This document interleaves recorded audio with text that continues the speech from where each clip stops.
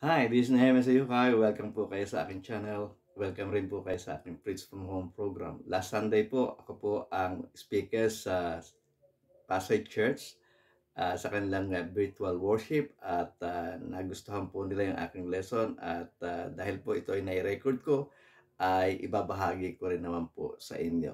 After the short intro, ay sisimulan na po ang video. Tara na po.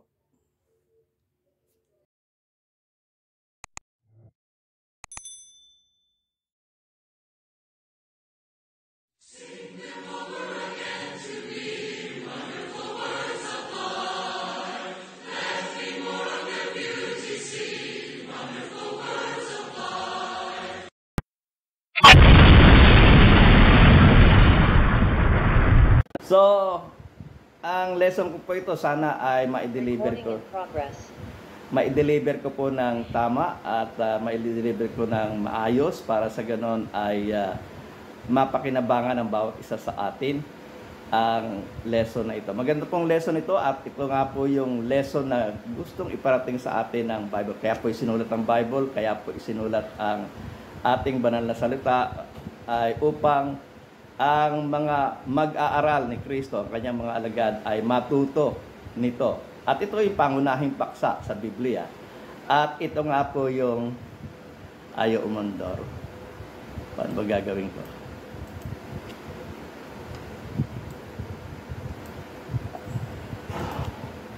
Yan, kita na natin. Ito po ay pag-ibig. At nabasa ko nga po yung article ni Brother Rene Dalan, na sabi niya nga, yung pag-ibig para makilala natin at maintindihan natin, tingnan natin yung pag-ibig ng Diyos. No? Kasi yung pag-ibig ng Diyos, yun yung pinaka magandang example na matutularan natin para tayo rin ay umibig ng ganito. At ang ating pong titignan po ay naandun po sa chapter 3 verse 16 ng Gospel of John. Ito pong Gospel of John ay sabi nga ng mga komentarista, ito ay gospel ng pag-ibig. At dito natin mababasa yung banggit ni John dito sa chapter 13 verse 16. Ang sabi po rito ay ganito: For God so loved the world that He gave His one and only Son, that whosoever believes in Him shall not perish but have eternal life. Sabi ni Brother Rene doon sa kanyang article, the best example of love ay itong ang love of God to the world. At dito makikita natin, sabi dito, God so loved the world. Sino yung kanyang mahal? Yung pong mga tao sa sanlibutan. And because He loved the world, He gave. Pansin po natin, dalawa po yung nakapula dyan, yung so love and He gave. So, kapag umibig, dapat magbigay. Okay? So, makikita natin din, yung pag-ibig ng Diyos, nag-udyok sa Kanya na magbigay. He demonstrated His love by giving. Okay? Sa pamagitan ng pagbibigay. Ang sabi po din, for God so loved the world that He gave, ano po yung ibinigay niya? His one and only Son, that whosoever believes in Him shall not perish, but have eternal life. Sino po yung mahal ng Diyos? Yung buong sanlibutan. Ano po ang ibinigay ng Diyos bilang patunay na mahal niya ang sanlibutan? Ang sabi po ni Juan dito His one and only Son. Kung babasahin natin po yung entire Bible, lalo na po sa New Testament, madalas ang ating Panginoon Kristo ay ina-address the Son of God. Dito makikita natin, binigyan ng emphasis ni John na ito na lamang yung nag-iisa niyang anak His one and only Son ay ibinigay niya pa. Okay? Doon kanino? Doon sa mahal niyang sanlibutan. Okay? So, yung binigay niya dahil sa kanyang pagmamahal, yung kanyang, nag-iisa. Na kung ibibigay niya, wala na, di ba? Nag-iisa na lang po ito, ibinigay niya pa doon sa doon sa sanlibutan. Bakit niya ito ibinigay sa sanlibutan? Ang sabi nga po dito, that whosoever believes in Him shall not perish but have eternal life. Kasi nasa kondisyon po yung sanlibutan na the world is perishing. At kailangan niyang solusyonan ito. Dahil sa pagmamahal niya sa mundo, ayaw niyang mag-perish ang sanlibutan. Gusto niya mabigyan ito ng buhay na walang hanggan.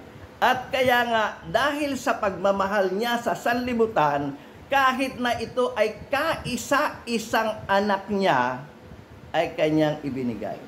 Bakit naman yung anak niya ang kanyang ibibigay? Kasi nga, yun yung kailangan ng sanlibutan. Kung natatandaan yung kondisyon ng sanlibutan, ang sabi ko, for all have sinned and fall short of the glory of God. So lahat po ng tao sa sanlibutan, nagkasala. Lahat po ay nawala doon sa kaluwalhatian ng Diyos. At dahil doon, ano mangyayari sa Kanya? Ang sabi po doon sa Romans chapter 6 verse 23, for the wages of sin is death. The wages of sin is perishing.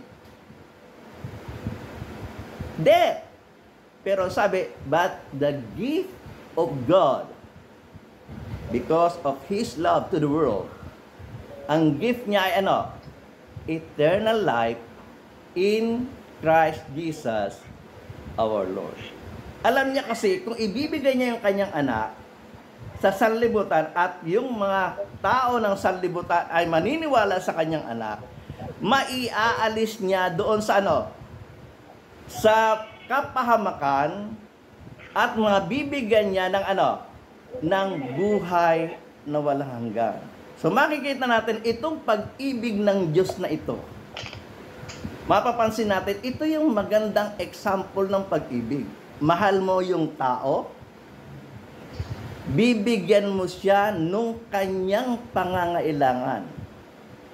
Hindi yung basta nagbibigay lang, mga exchange gift, sabi, pag Christmas nga raw, may exchange gift tayo, isa-show natin yung pag-ibig natin sa ating kapwa, nagbibigay tayo, exchange gift tayo. Mga exchange gift, nagbibigay ng kung ano-anong binibigay na hindi naman kailangan ng tao.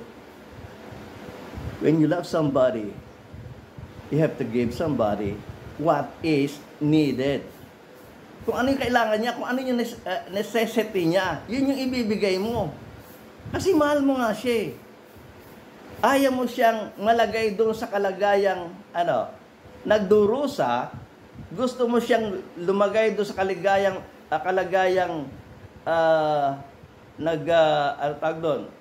kabaliktaran ng dudusa ay, naandun sa kalagayang masagana o maganda, dapat ang ibigay mo sa kanya dahil mahal mo siya ay yung nararapat na ibigay sa kanya sa kanyang pangangailangan.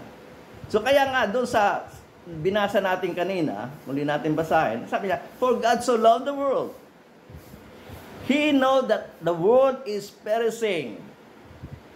So He gave His one and only Son para hindi siya mag-perish, kundi siya magkaroon ng buhay na walang hanggan. So pansinin po natin yan, So, yun yung pag-ibig. At yun yung dapat nating maintindihan. Kaya nga, nung binasa natin itong John chapter 3 verse 16, doon sa 1 John chapter 3 verse 16, ang nag-demonstrate naman po ng pag-ibig dito ay ang ating Panginoong Jesus. At sabi nga dito ni Juan, dito makikilala natin ang pag-ibig. This is how we know what love is. Ang sabi ni Juan. Ano po ang sabi ni Juan? This is how we know what love is. Jesus Christ laid down His life for us. Jesus loved us. Jesus gave. What He gave? He gave His life. Ibinigay niya yung kanyang buhay because of His love for us. At dahil nga tayo ay mga tagasunod niya, we are the followers of Christ, and Christ wants us to follow His footsteps. So kung tayo magmamahal sa ating mga kapatid, kung si Kristo naibigay niya ang kanyang buhay para sa atin dahil mahal niya tayo, yun ang ine-expect. Jesus is expecting us to follow what He did, to show our love to our brethren. Ang sabi dito, this is how we know what love is. Jesus Christ laid down His life for us, and we ought to lay down our lives for our brothers and sisters. Utos po niya yan eh. Gusto natin patunayan na tayo yung mga disipulo ng ating Panginoong Kristo? Gusto natin mapatunayan na tayo yung mga alagad ng ating Panginoong Kristo? And sabi niya, love one another. Tingnan po, ang sabi po doon sa John chapter 13 verse 34 to 35, ganito po ang ating mababasa. A new command I gave you. Ang sabi niya, love one another. Pero hindi niya sinabing, love one another, tapos na doon eh. Ang sabi niya, a new command I gave you. Ang sabi niya, love one another as I have loved you. So you must love one another. Paano natin iibigin ang isa't isa? Sabi ni Kristo, ibigin natin ang isa't isa. Anong ibig sabihin ng ibigin natin ang isa't isa? Mamahalin ko si Brother Rene. At si Brother Rene, mamahalin ako. Mamahalin ako si Sister Rodela. At si Sister Rodela, mamahalin ako. Mamahalin rin ni Sister Rodela si Brother Rene. Mamahalin ko si Brother Gary. At si Brother Gary, mamahalin din ako. So, yun yung pagmamahalan sa isa't isa. Pero itong pagmamahalan sa isa't isa, dapat Dapat, kung paano tayo minahal ni Kristo, ganun rin tayo magmamahalan sa isa't isa. O diba, sabi nga, ibinigay niya yung kanyang buhay para sa atin. So, dapat handa tayo kung kinakailangan. Maibigay rin ang ating buhay para sa para sa ating kapatid.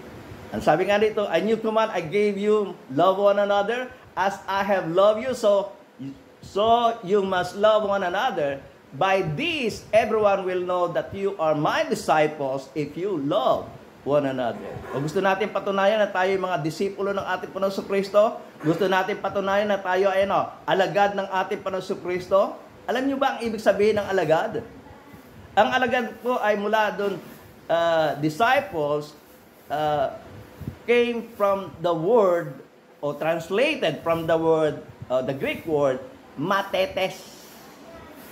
Na kung itatagalog po natin yung matetes, mag-aaral. O sa English ay learner. O kaya pag sinabi natin tayo'y mga alagad ni Kristo, tayo'y nangatututo kay Kristo. So kaya nga nagbibigay ang ating Panginoong Kristo ng aral para ating matutunan. Nagbibigay rin ang ating Panginoong Kristo ng ng mga example na dapat nating matutunan at gayahin. At isa sa mga example na ginawa ng ating Panginoong Kristo ay He demonstrated what love is. And love is giving what is needed to be given to the needy person. Dun sa mahal mo. At yun nga yung pagmamahal. Kung magmamahalan tayo sa isa't isa, andyan si Raquel, ang ka-sister ko. Kung mahal ako ni Raquel, mahal ko rin siya. Ganon ang dapat. Magmahalan tayo sa isa't isa. So sabi dito, a new command I give you. Love one another as I have loved you.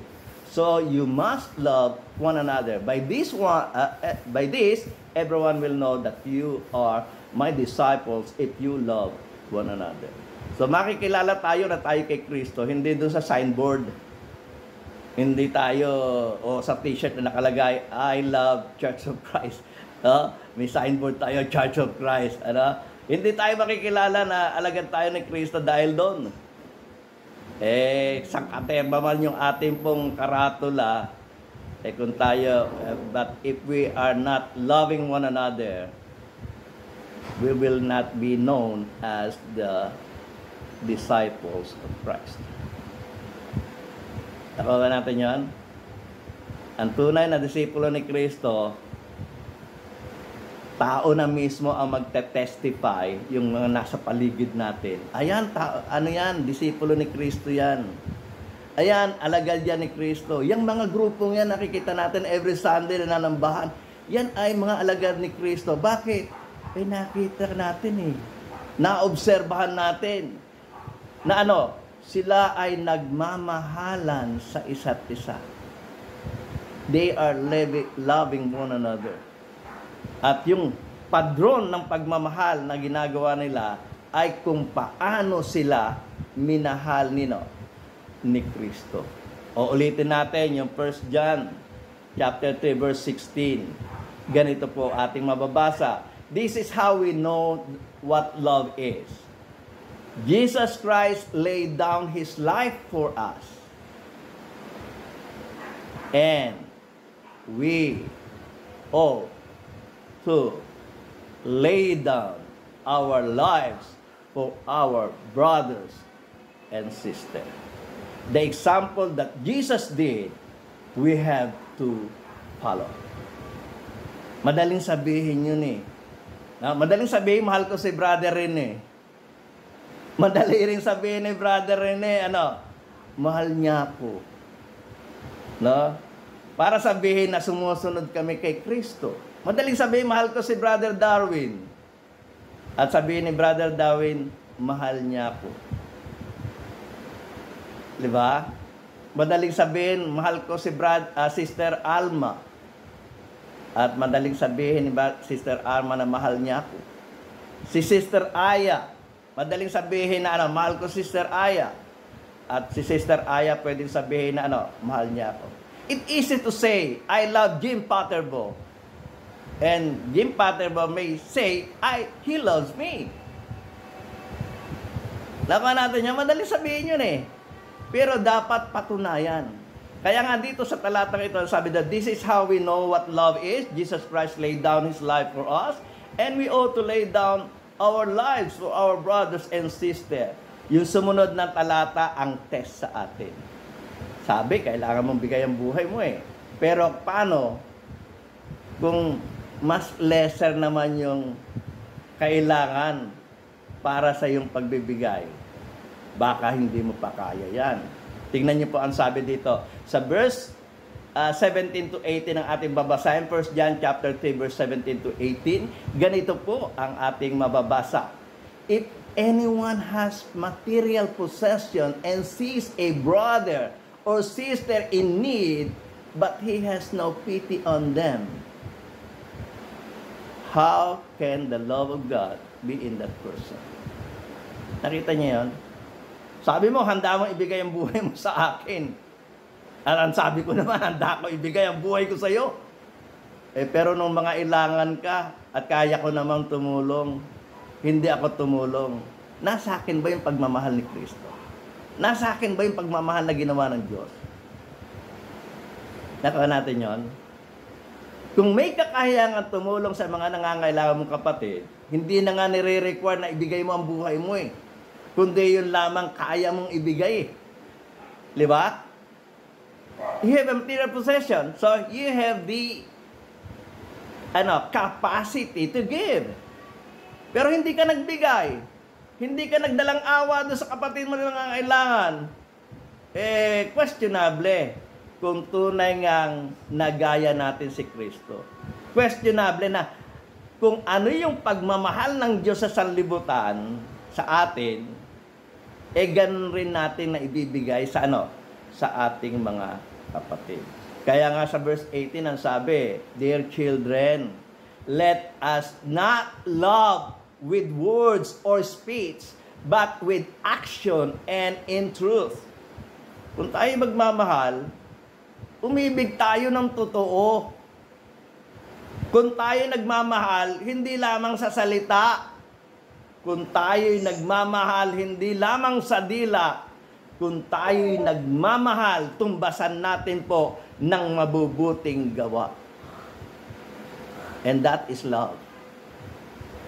The love of God that He demonstrated to us.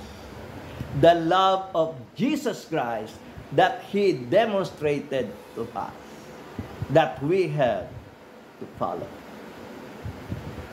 Mabigat ano po?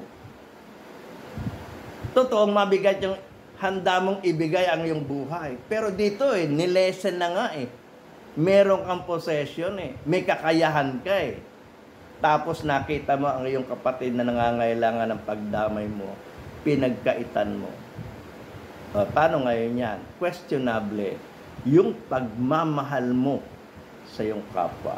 Magiging questionable ang pagmamahal ko kay brother Rene kung meron siyang pangangailangan, hindi ko natugunan. Pero may kakayahan naman ako. Okay lang kung walang kakayahan Diba? Wala namang kakayahan. Brother Rene, sorry. Talagang gusto kitang tulungan pero wala talaga. Pero yung meron namang kakayahan pero sinasabi ko kay brother Rene, hindi kita matutulungan. Hindi totoo yun. Hindi totoong pag-ibig. Hindi totoong pagbibigay. Sapagat ang pag-ibig ay pagbibigay. Ang pagbibigay ay ayon sa pangangailangan ng iyong binibigyan. Kaya nga si James nagsabi, hubad, gutom, tapos hindi mo naman pinakain, hindi mo naman binihisan. Pero yun. Sabi dito sa James chapter 2 verse 15, I will read it in Filipino Standard Version. Ganito po ang ating mga basa. Halimbawa, ang isang kapatid ay walang maisuot at walang makain sa araw-araw. Does it happen? Yes, it happened. Meron tayong mga kapatid na ganyan. Meron tayong kapatid na nangangailangan. Meron tayong na kapatid na nasubukan ng panahon. Nasunugan, binagyo, na COVID. May mga kapatid tayong ganyan. Halimbawa, ang isang kapatid ay walang maisuot o walang makain sa araw-araw at ang isa sa inyo nagsabi sa kanya, pagpalain ka ng Diyos, magbihis ka at magbusog. Ngunit hindi ninyo ibinigay ang mga kailangan ng kanyang katawan. Ano yun? Diba? Ay brad, hubad ka, magbihis ka. Hindi ka naman nagkaloob ng iyong damit. Sabi nga ni Kristo, kung may dalawa kang tunika, ibigay mo isa alam ko naman, hindi tayo nagkukulang noon. Di ba? Kapatid mo gutom. Kumain ka, Brad. Mamatay ka niyan. Kumain ka. Hindi ka naman nagbigay. Ano kakainin ng tao? Tama ba natin? Kaya sinabi ito ni James walang pakinabang, walang saysay. Walang saysay ang pag-ibig mo. Sinasabi mo, mahal mo ang iyong kapwa. Sinasabi mo, mahal mo ang iyong kapatid. Nangailangan siya. Hubad siya. Gutom siya. Pero wala kang ginawa. Puro salita. Merong iba naman dyan, handa namang tumulong, pero yung isang kapatid pa sinasabihin, tulungan natin. Pero hindi siya tutulong. Nawa natin yun? Nawa ba natin yun? Ikaw yung sinabihan ng Diyos na magmahal sa iyong kapatid. Ikaw na may kakahiyang magbigay, ikaw ang magbigay sa kanyang pangangailangan. Kaya alam niyo po ba kung bakit, bakit gusto ng Diyos, huwag nating kalilimutan yung ating pagkakatipo.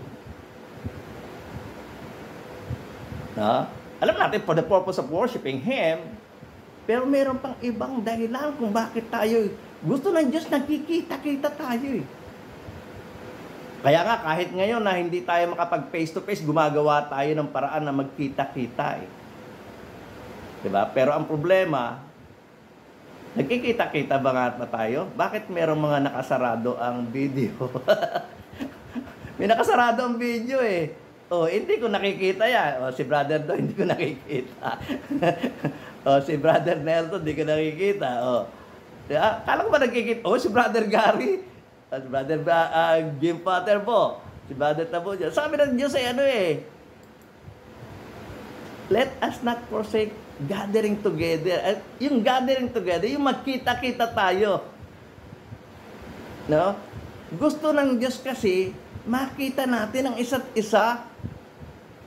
Hindi na nga natin ma-face to face eh. Kaya nga gumagawa na lang tayo ng paraan na mag-virtual. Na dito sa virtual, kahit man lang sa screen ng monitor, ay makita natin ang isa't isa. Kagaya ni Brother Darwin. Takot mahawa, kaya naka face mask. Ano? So, nakikita natin ang isa't isa. Yun ang dahilan. At may malalim pang dahilan kung bakit we have to not to forsake the assembling together. Basahin naman po natin. Ang sabi po dito ay ganito. Hebrews chapter 10 verse 25.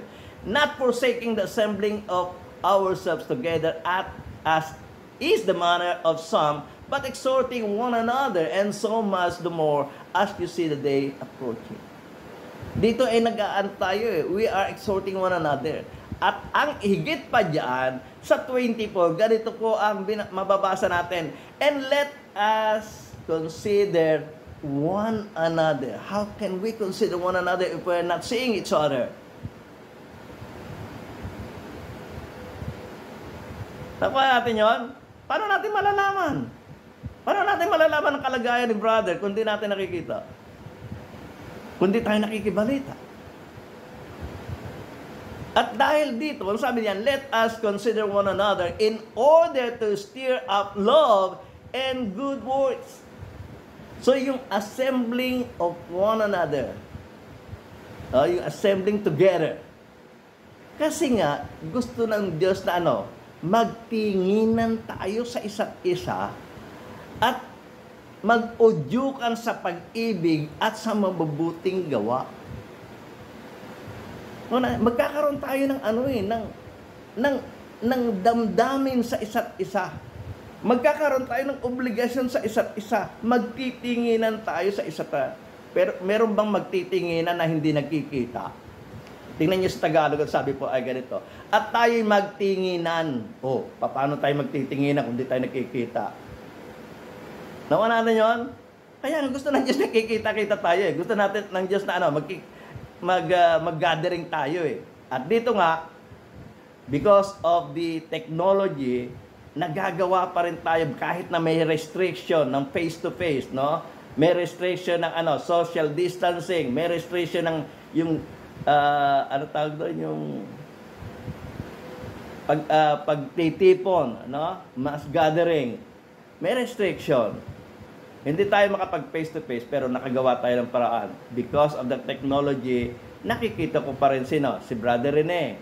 Nakikita ko pa rin si Sister Rodela. Nakikita ko pa rin si Brother Darwin. No? Nakikita ko sila. Nagtitinginan ang bawat isa sa amin. At sa pagtitinginan natin ito ay yung udyok ng pag-iibigan ang gustong mangyari ng Diyos. Udyok ng pag-iibigan at mabubuting gawa. Kasi walang pag-ibig na walang gawa. Walang pag-ibig na di ba? Pag-ibig, puro dila, puro salita. Ang pag-ibig dapat totoo, may gawa, may pagbibigay sa pangangailangan ng iyong kapwa na iyong iniibig. Nakuha ba natin yon? Kaya importante yung yung pagtitipon eh. Sabi, huwag kalilimutan. Kasi gusto ng Diyos na magkita-kita tayo at mag-udyukan sa pag-iibigan at mabubuting gawa. Ano pa yung huwag natin kalilimutan?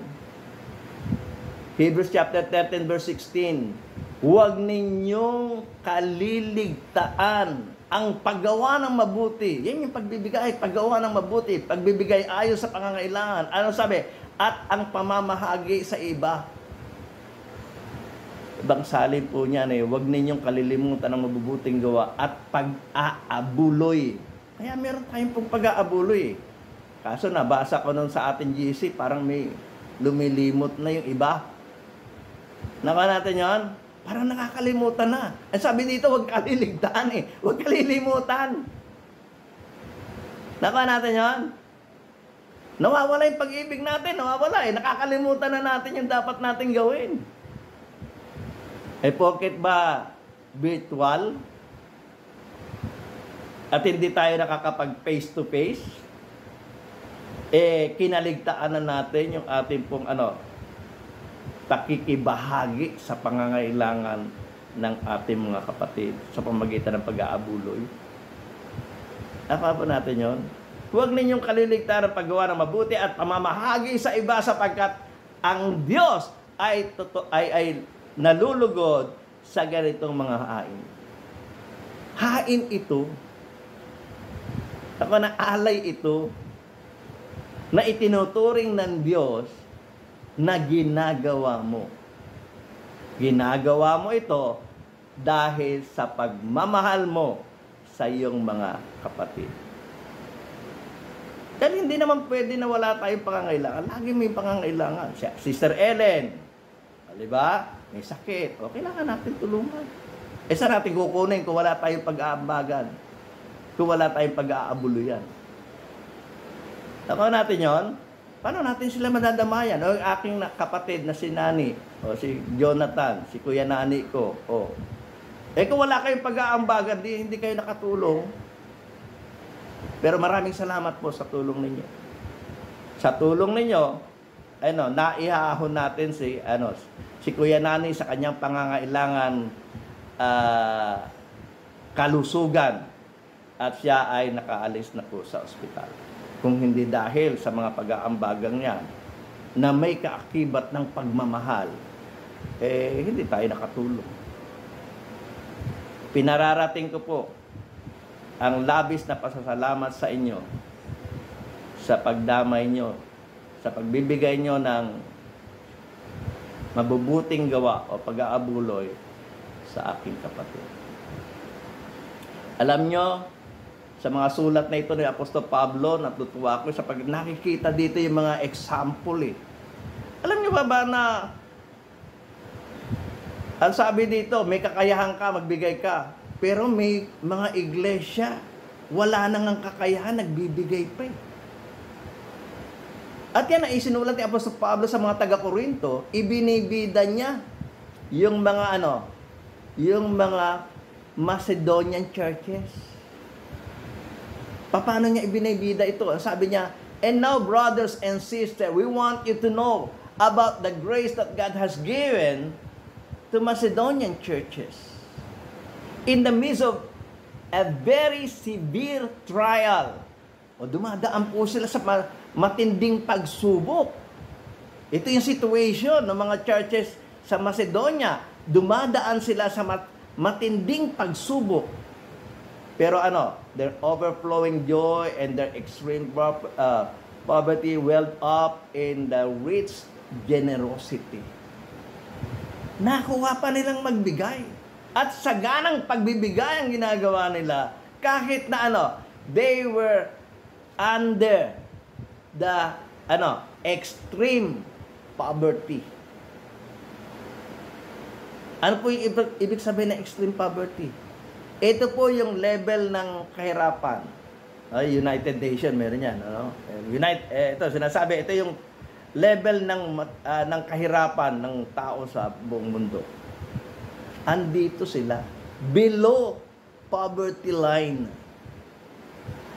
The Macedonian churches experiencing below poverty line. But, yet, they still, give. They still help.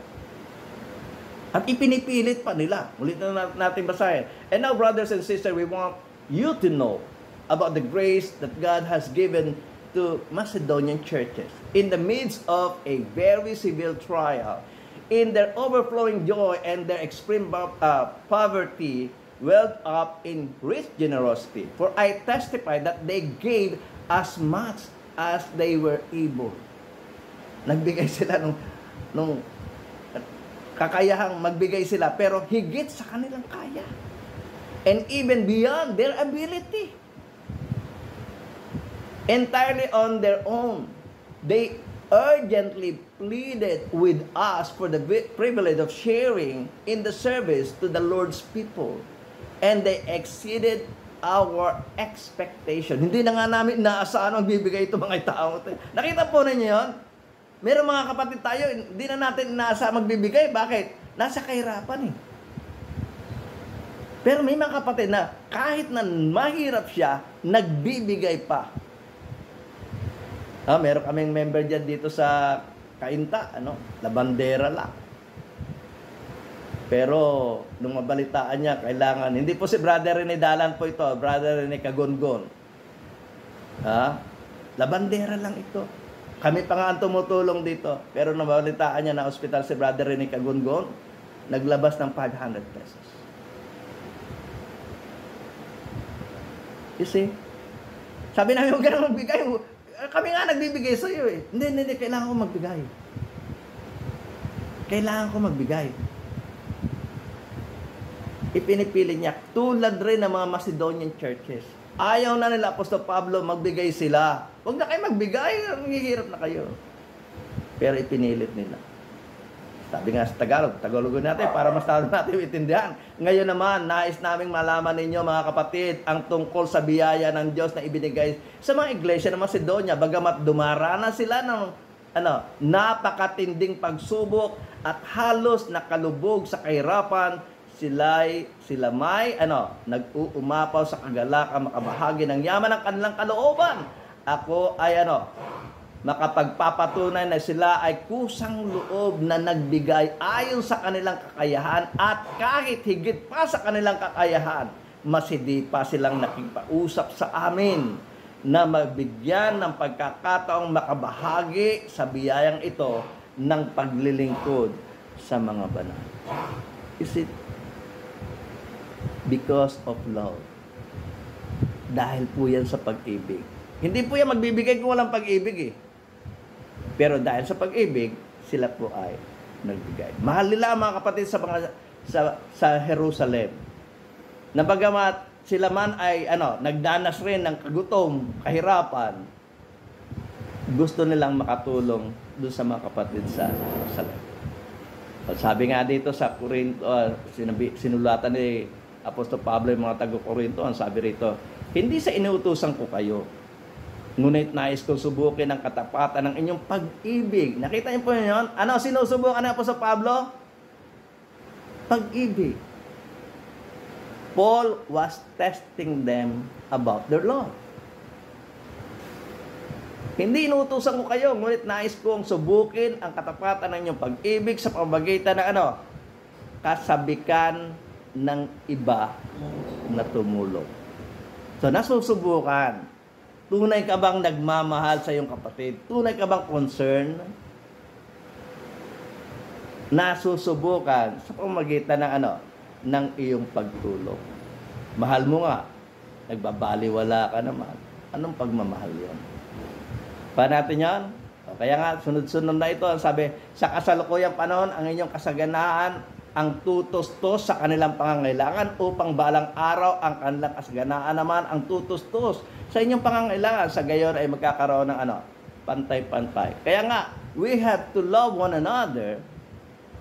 Kung tayo ay nagmamahalan sa isa't isa, kung mahal ko si Darwin at ako yung nakatataas at si Darwin na nangangailangan, ako ang tutulong sa kanya. At pag nagkaroon naman ng pagkakataon si Darwin ay sumagana, at ako naman ang nangangailangan, si Darwin ang tutulong sa akin. Upang sa ganon, ang pag-ibig ng bawat isa sa atin ay maging pantay-pantay. Hindi yung puro ikaw na lang binibigyan. Kahit nasagana ka na, ikaw pa rin ang binibigyan. Hindi po ganon. Ang binibigyan, yung nangangailangan. At ang nagbibigay, yung nakakaangat sa buhay. Nakuha po natin yon. May kakayahan ka, ayaw mong magbigay. Nangangailangan yung tao. Asa ng pag-ibig ng Diyos na nasa iyo? Wala. Nakuha po natin, medyo masakit itong sermon, pero miski ako nasasaktan dito. Pero ito yung sinasabi sa Biblia eh. Ito yung itinuturo sa atin eh. God wants us to learn love. To learn love for our brethren. God wants us to love one another. You love me, and I will love you, as Christ loved us. Kung paano yung pag-ibig ng Kristo, yun yung pag-ibig na naggusto ng Diyos na gawin natin. Kaya yung mga pag-aabulo ginawa na nga ng sistema ni Apostol Pablo yan para meron tayong padron sa pagbibigay. Tingnan niyo po ang sabi dito sa 2 Corinthians chapter 9 verse 1 to 2. Ang sabi po naman ng nakasulatan, there is no need for me to write to you about this service to the Lord's people, for I know your eagerness to help, and I have been boasting about it to the Macedonians, telling them that since last year you and Achaia were ready to give, and your enthusiasm has stirred most of them. So makikita natin, pinagkukumpara. Diba? Binida ni Apostol Pablo yung Macedonian, ngayon naman, Macedonian sa mga taga-Corinto at Achaia, ngayon naman, ibinibida naman, no? Ni Apostol Pablo, yung mga taga-Corinthians at mga taga-Achaia, sa Sa mga Macedonia. Tama natin yun? Sila ganito, sila naganda na nung nakaraang taon pa. Sabi naman ni Pablo sa mga taga-Corinto, mga taga-Macedonia, kahit mahirap yan, tumutulong yan. Nakuha natin yun? Na ibabalita yung mga bagay na ginagawa. Yung pag-iibigan ng isa't isa. Sabi rito, 2 Corinthians chapter 9 verse 7, each of you should give what you have decided in your heart to give. Kung ano yung gusto ng inyong puso, magbigay kayo. Malaya kayo magbigay. Sabi na, each of you should give what you have decided in your heart to give, not reluctantly or under compulsion, for God loves a cheerful giver. Magbigay ang bawat isa ayon sa ipinasya ng kanyang puso. Huwag mabigat sa loob o dahil kailangan. Sapagkat, sabi? Ang Diyos ay nalulugod doon sa sa nagbibigay ng masaya. May laya kayo magbigay. Magbigay kayo dahil kailangan. Ipasya nyo sa inyong puso. Kaya lang, iba nangangatuwira, ipasya ng aking puso, 20. So, di 20 lang. Di ba yung lagi ko sinasabi? Diba? 20 hanggang na naging manager na 20 pa lang. 20 pa rin. Hindi po, ang pagbibigay, pasya ng puso, pero ayon sa iyong ayon sa pag-unlad mo. Kung umuunlad ka, lumalaki rin yung pagbibigay mo. Tingnan niyo sabi doon sa 1 Corinthians chapter 16 verse 1 to 2. At dito tayo matatapos. Ang sabi niya, now about the collection for the Lord's people. Do what I told the Galatian churches to do.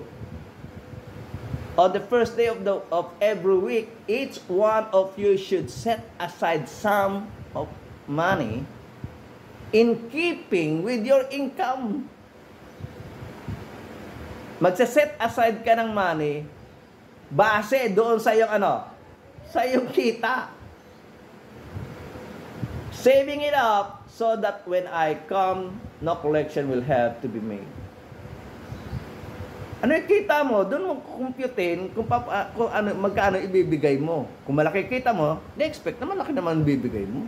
Kung maliit ang kita mo, ni-expect na maliit naman yung ibibigay mo.